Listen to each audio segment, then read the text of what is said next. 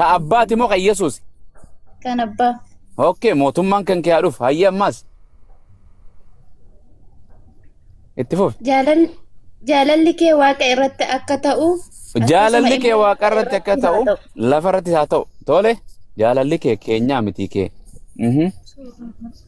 سورة هرّا أكن بربات سهرة نوكن نوكن سورة هرّاف برنو برباتي سنوف كان يا أبا جدا خرط لا جدا يسوع أبا أنا متي أبا هو جاي بابا أكو من ورا إنه يكن إفني يكا كينيس نوفيس أينو يكنا ماريسا أينو يكنا يسوع كيسو تشوبو كيسانيف يكنا وديس جدا أينو خرط لا جدا أنا خرط لا جمو أبا خرط لا جدا يكنا وديس أبا كدتا بنتين إساف الدبي يسوع تشوبو كينيا نوفديسته يسوع نودي أجتي يسوع أبا خرط لا جدا يكنا كينيا نوديسي هاليلويا يا جرانا أنا جري موسيفان وانجيلا كيسان تجرا وانجيلا جرا كان مرمى أكنا هاي تفوفي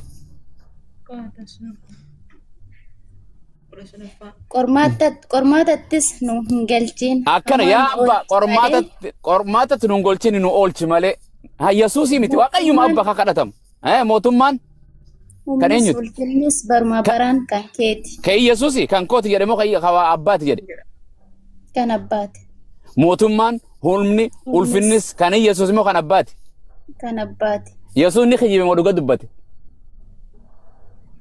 وقاد أبات يسوس دبي يسوس فرات مو دبي باستروت أفرات دبي يسوس جريم فرات يسوس Gobas. تتفوفي وان جريم Itti fufi ammas itti fufi.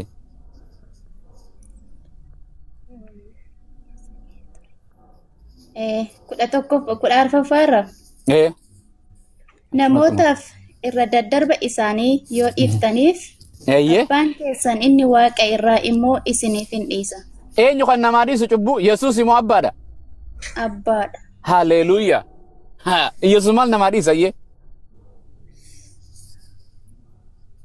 Inki jibee Yesuus. Naafi ati namaaf cubbuu okke namni hundi bari Yesuusis waan gari namaa dhiisu akkuma nuti yakka walii dhiisu ayyoo ammas arrabse yoon qabeenya keessaame maatii ta'e yoon ajjeese naa dhiisuu dhiifama naa godhuu hin dandeessu. Nan danda'a. Arrabsoon ajjeesuun nama saamuun cubbumoo cubbuu miti. Cubbuudha. Waan san naa dhiisuu hin dandeessu ati. Hin dhiista kaa. Waaqayyo jecha sii dhiise birri sirraan fudhadhu na arrabsite irra sii dabre akkuma nuti gartee yakka walii irra gartee irra dabrinee walii dhiifnutti yaa abbaa atillee nu dhiisi gartee yakka keenya cubbuu keenya jedhaa kadhadhaa jedhe cubbuu kamiif Yesuus du'e waa dila kana hunda Yesuus kadhannaa jedhee kana barsiise gooftaa Yesuus dubbii Yesuus ni fudhattamoo hin gattasiifan.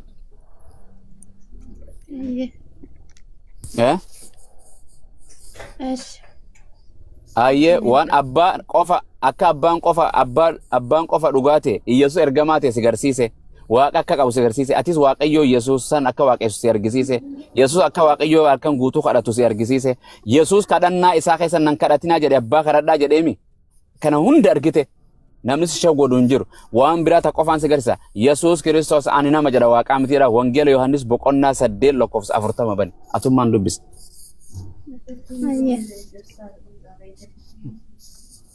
Asii achi amriin ta'eeti feetuun amanta feetuun kafarta feetuu amantii pheenxee taata feetu ortodoksii feetu musliimaa taata feetu waaqeffataa.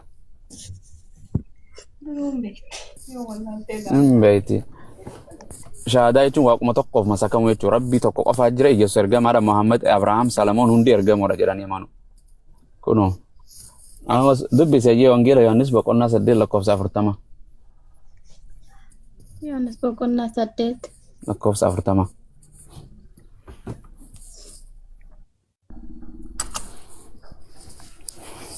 Ani dhugicha isaan waaqayyoo irraa dhaga'e isinitti himeera. Eenyu tokko na jechuudha ani kan jedhu jiru Yesuus bar ani dhugicha isa eenyurraa dhagee jedhe ofirraa immoo waaqayyoo irraa. Waaqayyo irraa dhagee. Waaqayyoo kamirraa dhagee Yesuus? Abbaarra. Waaqaa'u jedhanii miti Yesuus. Siigalaa dubbintu siigalu jira waan jechuu jiru. Naagala. Waaqa nuun jedhan isaan ammoo Yesuus akka jedhu ani dhugicha isaan waaqayyo irraa dhagee isinitti himeeraa jedha. Hayyee tole itti fufi.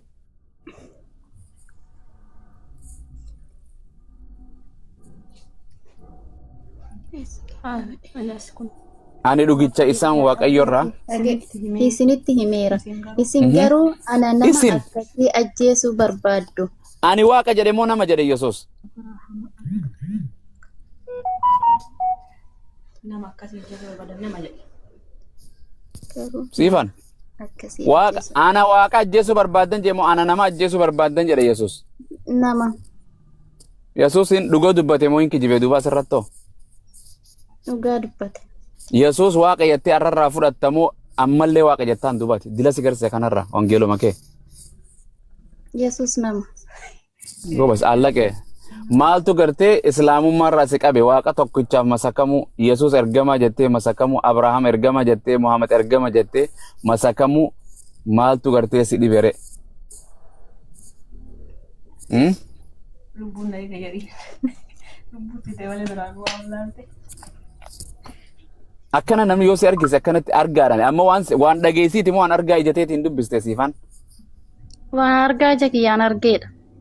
Bakka Yesuus Kiristoos gaafa dhufe akka ilma namaa ta'e siifan nusi itti dabalu? Eeyyee. Gaafa dhufe wangeela Maatiyos boqonnaa 18 lakkoofsa 10 akka banime. Takka Yesuus ani waaqa jedhee mateen beeku yaa siifan uummanni akkanumatti walduma keessaa lallaban afaaniin malee. Maatiyos 18 lakkoofsa 10 takka.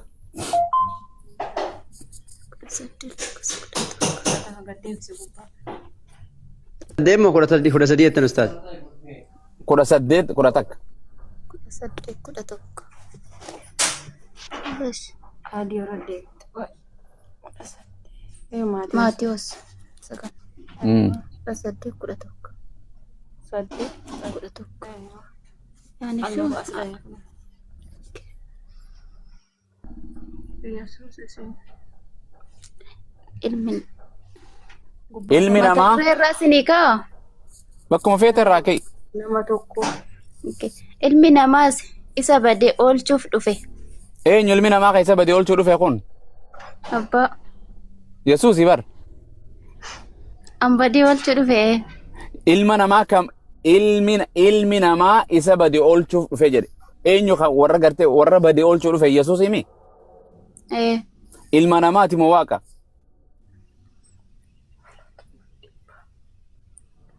Ilma namaa jedhamu ilma namaan jedhu? Ilma namaa jedha ilma namaati. Ayyee goobas. Hojii ergamootaa dhayinamaas hojii ergamootaa boqonnaa 7 lakkoofsa 55 irra dhayiname. Gartee gaafa dhufu nama gaafa waaqarra jiru arra waaqarratto Yesuus Kiristoos nama moo waaqa kan joonsi argisiisa tole. Ayyee. Hojii ergamootaa boqonnaa 7 lakkoofsa 55 yookaan ilaanqa 56tti. Boqonnaa meeqa? Boqonnaa 7 lakkoofsa 55.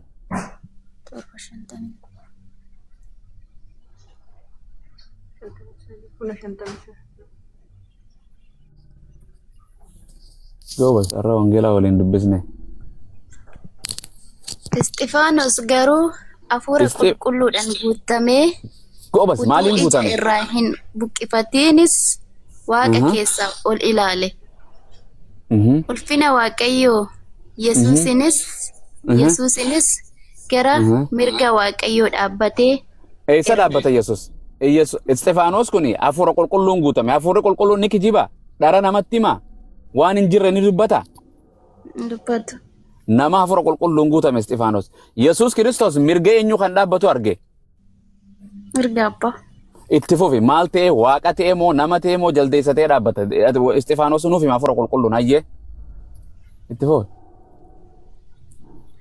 56. Kinoo ani bantiiwwan waaqaa banamanii ilmi namaas gara mirga waaqayyoo dhaabbatee nan arge. Eenyu arge? Nama moo waaqa kan mirga Yesuus Kiristoos kan maal dhaabbatu mirga abbaa kan dhaabbatu nama ta'e moo waaqa ta'e kan dhaabbatu arge?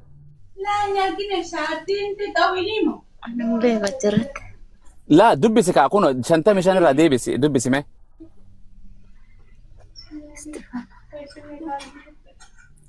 Isxifaanos hafuura qulqulluudhaan guutamee otoo jiru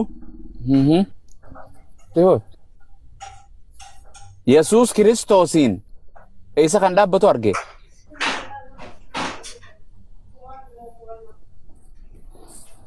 Siifan. Awit. Yesuus Kiristoosiin mirga eenyu kan dhaabbatu arge? Mirga waaqayyoo dhaabbate. Maal ta'ee isaa nama ta'ee dhaabbatu moo isaa waaqa ta'ee dhaabbatu? Qacalo suutara deebi dubbisne suutara deebi suuta namaa galaa beek nuti waggaa meeqa osoo hin dhalatin dubbisne. Istifaanos hafuura qulqulluudhaan guutamee achirra itti fufi Yesuus Kiristoosiin mirga waaqayyoo kan dhaabbatu argeemi. Ilmi namaa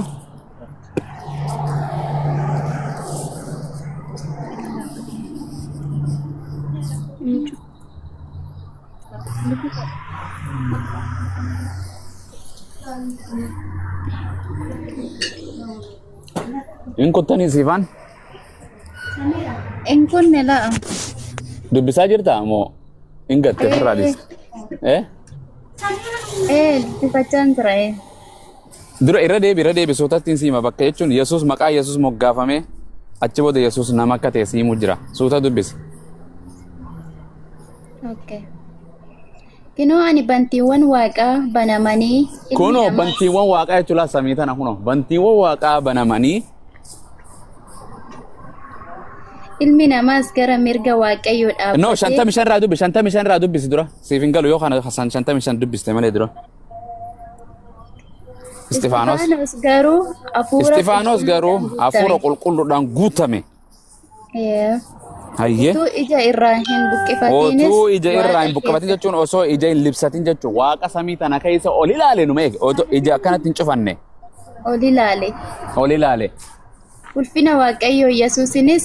Ulfina waaqayyoo eenyu? Ulfina eenyu? Yesuus maqaan moggaafamne.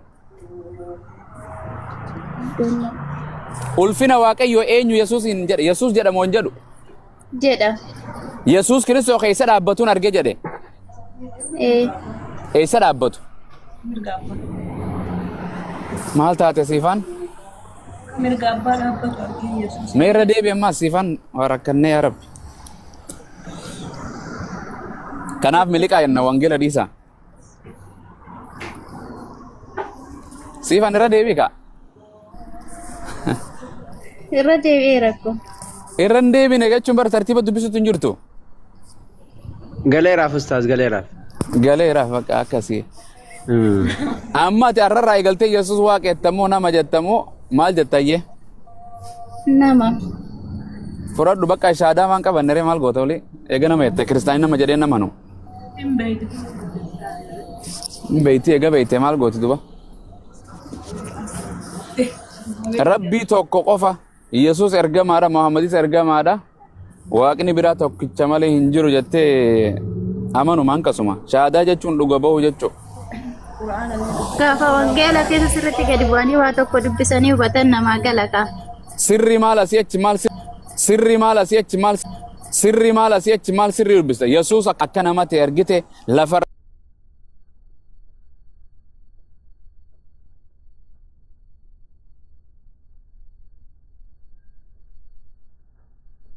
Islam ta'atu lubbuteetii fi Abu Muaziif man dabartu waaqayyoo fillee man dabartu. Toma. Hayyee. Amani wala rabbi.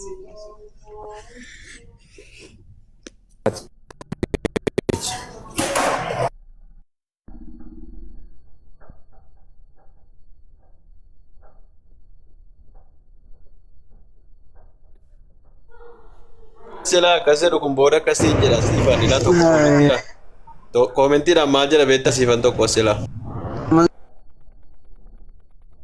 Zerolom.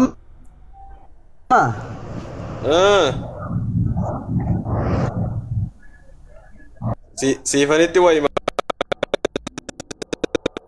kami abdi. Hayyee dhagaan jira. Nakakabaira tutukaari. Maal jira beta tokko. Shan taman galle. Haram alaikum akkasitti taa'uun hin ta'u. Siifan. Abiit. Waan ijoollee kiristaanaatti nama gowwoomsanu tokko jira sii galee fooniin namaan galuu jedhu. Namni fooniin yaadamoo sammuudhaan yaada siifan? Sammuudhaan yaada. Ayyee ati sammuu keetiin illee hoogganamta moo sammuu namaatiin hoogganamta? Sammuu kootiin an hoogganama. Ayyee dhugaan bakka seen jirtu dhugaan maal akka fakkaattu argiteetta moo hin argine amma? Argeera.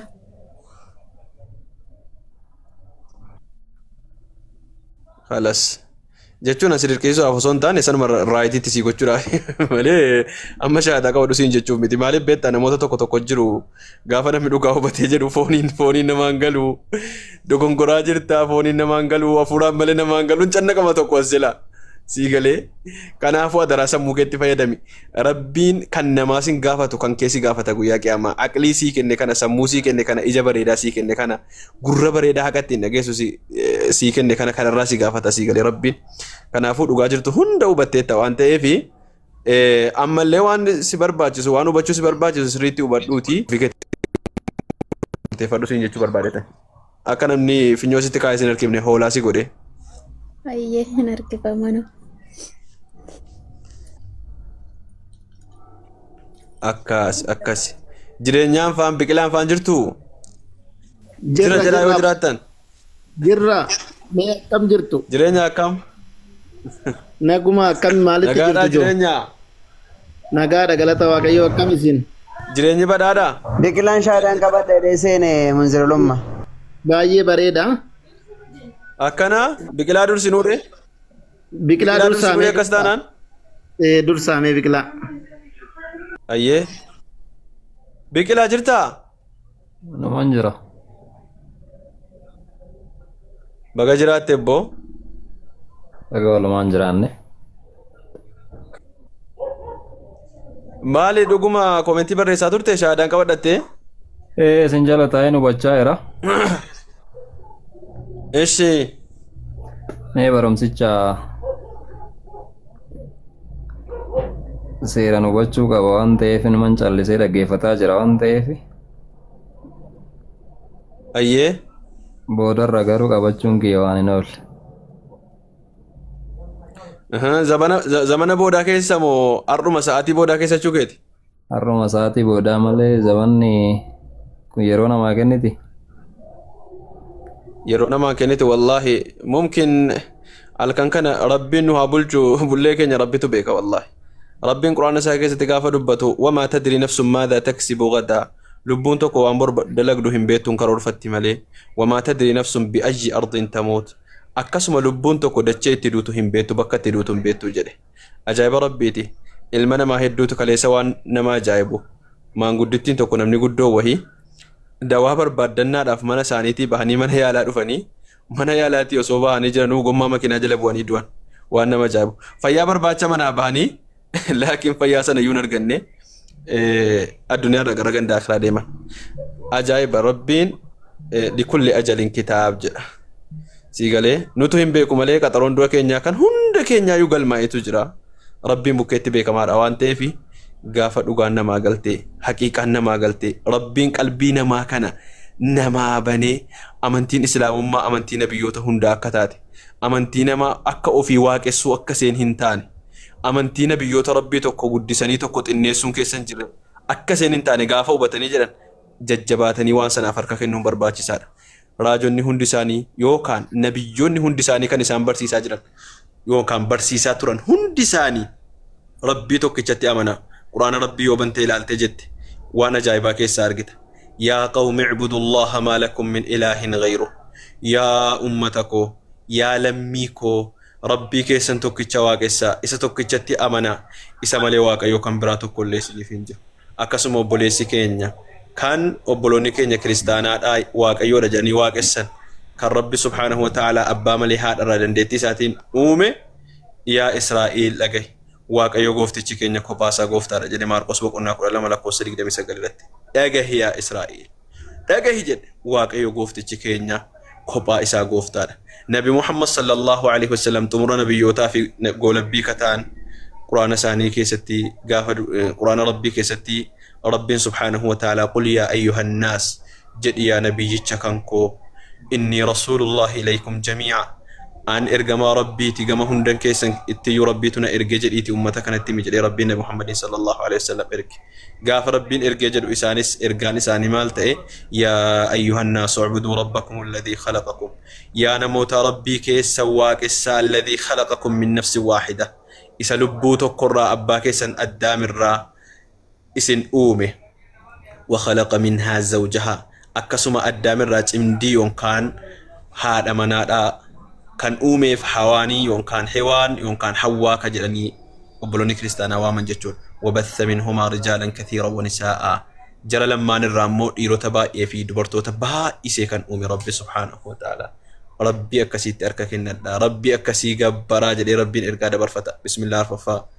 Lakkoofsuma tokkorraa kaasee Rabbiin dubbataa jechuudha. Kanaafuu gaafa haqiiqaan isinii galtee obboleewwan keenya lammiiwwan keenya lubbuu keessanii jedhaati nama tokkoof illee hin jedhinaati.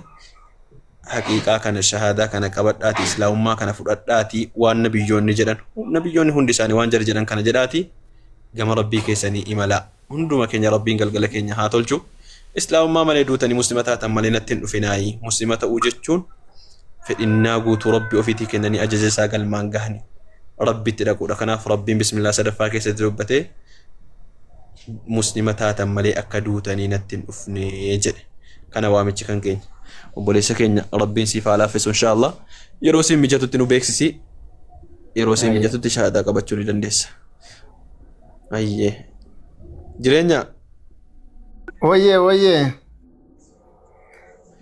akka bireen jabaattaati Jira barnoonni keessan baay'eedhas nama jetti. ayyee Baay'ee galatoomayi waan dubanne jira illee hubachaan jira. Garuu gara yoo duute musliima ta'ii natti kootu ka jedhu kana quraana keessa jira moo wangeeluma keenya keessa jira? laa quraana keessa malee quraana keessa bar quraanuma keessa wama quraana keessa jiruun dubbataa jira Ishi baay'ee gaariidha. Waaqni ana malee hin jiru yookaan rabbi tokkichi ana malee hin jiru kan jedhu quraana keessa ni jira.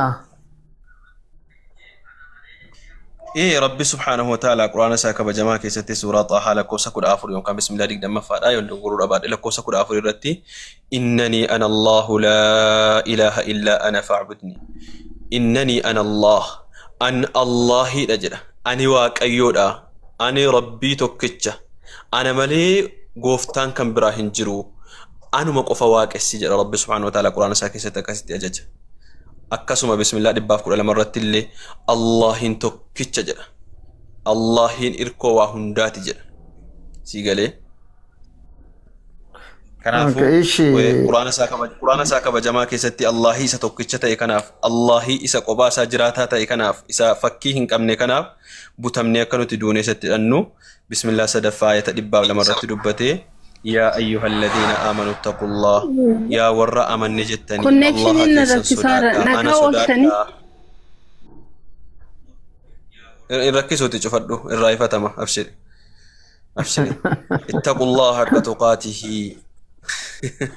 غافي سنغافة شودن دا نقلتني نقاول لنقافة ما تقول كون انجرو يرونا من توقعها سو nama angafa keenyaallee haa ta'u nama qotisuu keenyaallee haa ta'u namni sun waan haasa'u fedhe geessatee gaafa ni xumuratee jedhu ati immoo taraa keetti dabarta malee ammuma bakkeedhaa dhufanii ammuma nama sila madarakii qabatee jiruun gadi bu'ii gaafa jedhaatti qoose kabajaadhaaf illee ta'u akka aadaatti illee safuu siigalee.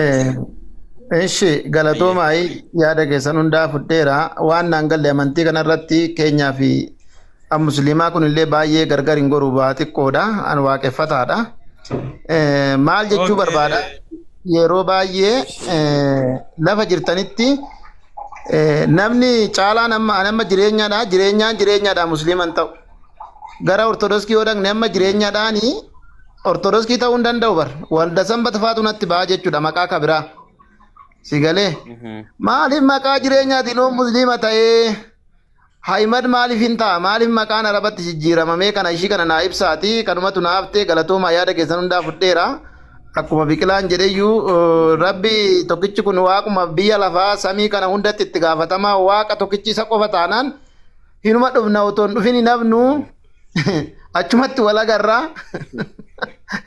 garuu kana naa ibsa. Islaamummaa keessatti obboleessa kiyya jireenya Islaamummaa keessatti maqaan arabeeffa ta'uu qabaa arabeeffatti moggaafachuu qabduu jedhee qajeelfamni nutti kenname tokko illee hin jiru. Laakiin maqaa ta'ee ka'ee maqaa dhaqee amantaa kee balleessutu jira. Fakkeenyaaf maqaan kan kee fakkeenyaaf Abdal Haarith yoo jettee moggaaste fakkeenyaaf si galee garbicha Abdal Haarith jechuun garbicha qonnaa jechuudha. Fiyu kanneen kana fakkaatan yookaan ati yoo barbaadde Abdal Jabal illee jedhe garbicha tabbaa illee jedhe yookaan garbicha gaaraa illee jedhe garbicha akkasii illee jedhe yookaan ammoo qulqullicha jettee faa yoo of moggaafte maqaalee amantaa keessatti dhaqee dogongora ta'u maqaalee akkasiitu fudhatama hin qabu malee yookaan dogongora malee maqaan arabeeffa ta'uu qabaa namni yoo shahadaa qabate maqaan jijjiiramuu qaba wanti jedhu wanta akkasii qajeelfamne akkasii hin jiru. Maqaan babbareedaan maqaan gaggaarii har'a namoonni keenya ittiin moggaafatan hundumti isaayyuu homaa tokko illee rakkoo hin qabu. Garuu maqaan dhaqee dogongora qabu waan rabbii gadiitiif nama tokko garboomsuun keessa jiru maqaan akkasiidha. Islaamummaa keessatti sirreeffamuu isaatu dirqamaa jechuudha malee maqaan arabeeffata godhaayii arabeeffaa waamamuu qabaa wanti jedhu tokko illee hin jiru. Sigalee rabbiin kan keenya subhaanahu wa ta'ala isa afaan hunda afaan nuti ittiin dubbannu kana uumeedha. Afaan keenya garaagar gochuunu mallattoo tokkichummaa kiyyatti sin qajeelchurraa jedha rabbi subhaanahu wa ta'ala. Waqtilaafu alsinatikum wa alwaanikum arrabni keessan wal dhabuu jechuun logaan keessan qaanqaan isin dubbattanu afaan keessan wal dhabuun akkasuma bifti keessan wal dhabuun kunoo akka Abu Talhaa kana maasha Allah isaan kunoo nama diimaa godhee fuuldura keenya kaa'ee ani immoo soona achi abbayee jedhee bifa biraa wayiin qabaa sinii galee kun jedha rabbi subhaanahu wa ta'ala waan dandeettii kan kootti mallattoo tokkichummaa kootti isin qajeelchuudha kunuu jedha rabbi subhaanahu wa ta'ala. Kanaafuu rabbiin afaan garaagaraatiin nu uumuun bifa garaagaraatiin nu uumuun dandeettii isaatti kan qajeelchuudha malee wanta dhaqee namni tokko sababa amantaa sana qabateef maqaan isaa kana ta'uu qaba maqaan isaa kana ta'uu qaba islaamummaa keessatti wanta akkasii hin hojjetu jechuudha. Jireenyaan shaadaa qabachuu ni danda'a jechuudha. Gaafii gaafachuu danda'a dhiifamu. Sooliyaanaa qoyi barachuu barbaade. Xiqqoo ariifadha. Giiftii koo sabarii kaa'aa obsaan. Ishi gaafadhu. Yoo ariifatte deemtee deebi'uu dandeessa. Maali maqaan see? Booda haasa'uu hin danda'u kaa amma. Inshaallah yoo rabbi nu laaffise. Keessummeessaanii jireenyaan eeyyameeraa fi waan ta'eef jireenya turuu hin dandeessaa? Nan tura rakkoon qabu eeyyamee fira. Kun keessummeessaanii yookaan. Yaa dubbattu. Abu Talhaa dubbadhaa miti. Galatoome obboleessa kooshii. Dubbadhu gaafii. Gaafii ani qabus. Tasgabbaa immoo. Maaliif beektaa?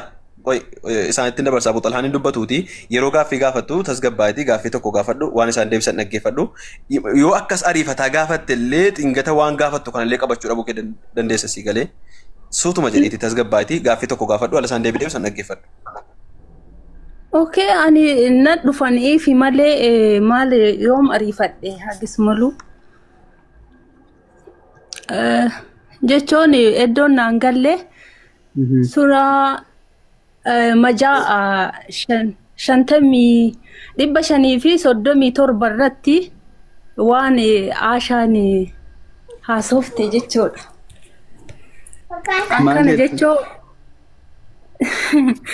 na ulfaata ka wanti sun dhugamoo jechuun obboleetti kiyya ergama fudhatteen deeminiiti akkuma ati jarjaraa jirtu gaaffiin keessa jarjaraa wayiiti suuraan majaa jedhamus hin jiru maal kan jedhamus hin jiruuti. Dhaggeeffadhu. Al tokko naamusa si galaadha kallattiin si qabsiisaa jira gaaffiin gaafatiin si jedhaa hin jiru. Deemiiti isuma gaaffii kana sitti fide gaaffii sana xuruutti isaan surdi godhiiti maalidha waan an gaafachaa jiru kun hedhiiti irraa qophaa'iti kottuuti beekumsa argattaati carraan sii banaadha. Jechuun nama sitti kolfisiisuu nan danda'a waan ati ammaa asufte ishee qabaabduu ammaatiin jechuudha garuu kanan barbaadu'anii akkati waa bartuun barbaada waan ta'eef deemiiti gaaffii makeessaan surdi godhiiti sirritti itti qophaa'iti kottu asumarra jira. Suuraa doontaan sunaan jama majaa dhibba shanii fi 37 irratti aashaan waan tarrattee maa namni na kolfaree isaanuu hin saalfanne kan waan hin jirre haasaa irta kabuletti kiyya waan hin jirre haasaa irta waan akkas jedhamutu hin jiru bar baasi akka hin jirre ishi suurata sannaa baasi akka hin jirre argina ragaan si gaafatee ragaa sannaa baasita sunaan gaaffiin gaafanneen bu'uuruma gaaffii keetu dogoggora dhaale malee kan namni kolfaa jiruu fi ati waan gaafatte hin qabdu barammayyuu garuu bu'uurumti ka'umsumti kee ganaadha si galeera itti qophaa'e xurumatti itti qophaa'e iddoo dhugaa yoo geessa mootii godhadhuuti jireenya itti fufuun dandeessati. Ayyee eeshi galatooma erga jireenyaadhaan shaadaa qabatee musliima ta'uu ni danda'attaniittu. Kunoo isin dhugaa yoo himanne aashaan ispaarmii Nabi Muhammadii ka harkaan faga. Ayyee itti fufi jireenya. Innaa erga jettanii waan dogoggoruudhaa baadhee jireenyaadhaan shaadaa qabatee musliima ta'uu ni danda'a waan daangessu hin jiru jettanii quraana. Qara'uu ni danda'a Oromiffaan namni qaraasisuu ni danda'a Oromiffaan ni jira. Tokkoffaa gaaffiin kee gaaffii bareedaadha gaaffii adeemsa qabudhas jalqaba irratti islaamummaan aayidentitii kee eenyummaa kee kasii kabaju amantaalee jiran keessaa amantaaleen garbummaatti siin ajaajine amantaa islaamaati in jeneraalii akkuma waliigalatti yoo fudhattee ilaalte akka seenaa Oromoo keessattis yoo fudhatte wantoonni qabsoon islaamni hatta sabuma Oromoo kana antini jala baasuudhaaf godhellee waan dhokataa miti akkuma saba Oromootti yoo fudhatte saboota biraa keessattis dhiibbaa amantichi qabu dhaqee saba tokkoof akka inni kolonoomu yookaan nama jala galchuu miti kaayyoomti isaa namni kamiyyuu wal qixadha uumaa isaa duwwaa waaqessuu qabaattedha kan inni amanu akkuma waliigalaatti garbummaa waan jedhamu jala garbummaa namaa jala garbummaa yaadaa garbummaa maalii jala baasee namni kamiyyuu waaqa tokkicha sana akka inni waaqessu itti ajaja qajeelfama shari'aa islaamaati kuni ati waa'ee maqaatii wal qabsiistee gaaffii gaafattee turte ustaazni جزاهم الله خيرا رب الرها جلتو إبس بريداسي في كنني تراني إبس بريداسي كنني جرو واي مكا كيستي مكا غغارين إيستو جلت معنا شريعة وانتين نفيدو مكا بريدا كن نفيدو ولي قلال رميتي أفانو ما أرومو تي مكا بدا فكينياف مكا ففقتان جرم مكا فانو روموتي نيساتو عربي فانيساتو انجلي فانيساتو نما تكون maqaa namni ittiin saalfatu yookaan itti oromiffatee duwwaadhaaf hin jaallatu fakkeenyaaf saree dheetu nama tokkotti maqaan tokko ba'e maqaan kun maqaa jaallatamaa miti sigalaadha miti fakkeenyaaf karkarroo dheetu namni tokko of waame yookaan namni tokkotti mogga'e maqaan sun maqaa ibaadaadhaan wal qabatu osoo hin taane intini ilaalchuma irratti maalidhaaf fokkataadha maqaan fokkataan akkasii jijjiiramuu qabaadha maqaan lammata jijjiiramuu qabu maqaa rabbii wal qabatu fakkeenyaa fi hayla yesuus jedhu warri amara yeroo baay'ee hin dhageessanitti fakkaata hayla yesuus jechuun humna yesuus jechuudha miti maqaan akkasii hayla maariyaam hayla yesuus hayla maalii wanti jedhamu kuni guutuunsa waan akkasii kun jijjiiramuu qaba waan hundisaayyuu kan rabbii ta'uu qaba namni tokko garbicha rabbii kanaaf fakkeenya abdallah ka jedhu garbicha rabbii jechuudha arabiifuma mataasaa ta'ee maqaa dogoggora ta'ennaan hinuma jijjiirama maqachi sirrii miti ta'ennaan arabiffaan osoo ta'e hinuma jijjiirama waa'ee arabiyyummaa jala deemuu osoo hin taane maqicha irrattidha wanti hunda'u fakkeenyaaf maqaan caalaanii jireenyaanii maaliini maqaa babbareedaan tokko jira maqaan akkasii oromiffas yoo ta'e homaa rakkoo tokko hin qabu jireenyaan har'a maqaa isaa jireenyaa fudhatee islaama ta'uu ni danda'a jireenyaa fudhatee jechuudha sigalaa jira ani amma fakkeenyaaf karaa abbaa kiyyaatti yoo fudhatteerte Adam dheeressaa kamisoo dallanaa akkasiinidha kan inni deemu maqaa Oromootiin jechuudha. Maqaan kun dhiibbaa wayii hin qabu dhufee asirratti. Sigalaa jira miti obboleessa kiyya. Lammata Qur'aana afaan Oromootiin qara'uun hin danda'amaa ka jettee fi hatta barsiisumti afaan Oromoo seeruma afaan Oromoo keessatti fakkeenyaaf namni jalqaba yeroo jalqabaa qubee bocee illee fakkeenyaaf gadi baase sheekkan islaamaati yoo seenaa irratti internet shee Bakrii Xaabaloo fa'aa akka shee Muhammad Rashaad fa'aa warreen akkasii kanadha. Yeroo jalqabaaf shee Muhammad Rashaad afaan Oromootiin qubee afaan Oromootiin barreessanii sagalee afaan Oromootiin waraabanii Qur'aana saba kanaaf dhiheessanii jiru. Sagaleen isaanii jechuudha. Shee Muhammad Rashaad abbaamti qubee jenereeshinii abbaamti qubee kaa'e sun ni beektadhe yaada. Kaa'amee jira. Maal isaa kaa'anii hiikkaa isaati. Hiikkaa Qur'aanaati malee Qur'aana miti. Differensi as gidduu jiru ilaali. Sigalaa jira miti? Hiikkaa Qur'aanaati. Amma fakkeenyaaf amma Baaybiliin afaan Oromootiin jiru macaafa qulqulluudha jedhamee wanta afaan Oromootiin jiru yookaan Amaariffaan jiru yookaan Ingiliffaan jiru macaafa qulqulluu jedhamuu hin danda'u. Maaliif hiikkaa isaati malee orjinaalichi hin jiru. Na hubachaa jirtaa? Qur'aanni isa orjinaala sanadha. Isa afaan ittiin jalqaba nabiyyicharra itti buufamedha. Bilisaanin Arabiyyin mubiin jedha. Afaan Arabiffaa ifaa tahee nan buusee jedha Rabbiin subhaanahu wa ta'ala. Afaan Arabiffaa ifaa ta'een. Afaan Arabiffaa sanarraa immoo afaanota addunyaa guutuutti hiikamee barsiifamuun waajiba yookaan dirqamadha malee wanno biraa miti. Garuu orjinaalichi tuqamuu hin qabu. Waliigalaa irra miti. Orjinaalichi sun tuqamuu hin qabu. Fakkeenyaaf har'a orjinaalli jiraachuun maa inni hiikkaa keessatti yoo dogoggorri wayii argame gara orjinaala sanaatti deebite jalqaba. Si galaa jira? Ina galaa jira. Gara orjinaala sanaatti kanatti deebitu orjinaala sanaan kan deemtu. Afaan Arabiffaatiin buufame Quraanni hiikkaa fakkeenyaaf jechoonni walirraa bakka bu'an jiru akka afaanota hunda keessa iyyuu jiru afaan Arabiffaa keessas jira. Isa Quraanni jalqaba ittiin bu'e sana dhiistee kunis hiikisaa tokkodha Arabiffaan jettee jecha biraallee itti fayyadamuu dandeessu akkuma afaan Arabiffaatti mataasayyuu. Afaanuma Arabiffaa ta'ee Quraana jecha jalqaba ittiin bu'e sana malee woordicha malee woordi biraa tokko fayyadamuu dandeessu. Woordi jalqaba orjinaala Rabbii biraa ittiin buufame qara'amuu qaba. Osoo waan tokko ittiin dabalamiin, osoo waan tokko ittiin hir'atiin. Har'a Quraanni keeyata 6,236 qaba. Biyya kam yoo deemte keeyata kanarraa hir'atu ittiin dabalu jechoota gara 70,000 wayii qaba. Kanarratti hatta tuqaa beekta miti poointii kan Quraana ittiin irra jiru barreeffamarratti kan kaa'amu. Garaagarummaan tuqaallee hin jiru. Qur'aanni inni Saa'udii Arabiyaa keessatti qara'amu, ka Ameerikaatti qara'amu, ka Yugaandaatti, Eeshiyaatti keessatti qara'amuu fi kan dhufee Itoophiyaa, Oromiyaa dhaqee Gidaamii Beegii Godaatti qara'amu garaagarummaa tuqaa tokkitti hin qabu. Kan garaagarummaa jechaa fi hiikaa jiraachuu mitiiti. Garaagarummaa tuqaa tokkitti hin qabu.